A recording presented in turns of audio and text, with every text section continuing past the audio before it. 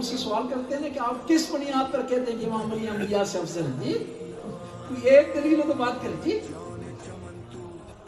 کسی نے پوچھا کہ مولا آپ افضل ہیں یا حضرت عیسیٰ افضل ہیں؟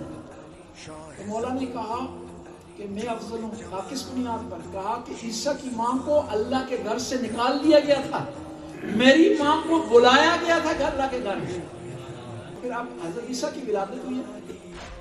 کہا حضرت مریم نے کہ مجھے بھوک لگی ہے, کھانے کی ضرورت ہے. کہا مریم آپ اس خشک درخت کو ہلائیں, قرآن میں ذکر ہوا ہے اس درخت کو ہلائیں اور آپ کے لیے کیا ہے, پھل گریں گے. حضرت مریم نے اعتراض کیا, خدایا پہلے میں جب آپ کے گھر میں تھی تو میرے لیے پھل آ رہے تھے, نعمتیں آ رہی تھیں, اب مجھے ہم 2 آدمی ہو گئے ہیں, ابھی تو زیادہ ضرورت ہے. اب حکم دیا جا رہا ہے کہ خود میں ہلاؤں, خود میں کوشش کروں, خود سٹرگل کروں. خدا کا ارشاد ہوتا ہے کہ مریم اس وقت تیری محبت میرے لیے خالص تھی, اس لیے میری طرف سے میوے آیا کرتے تھے, اور اب تیری محبت تقسیم ہو گئی ہے میرے اور عیسیٰ کے درمیان, اس لیے جب محبت تیری تقسیم ہوگی تو کام بھی تقسیم ہو جائے گا.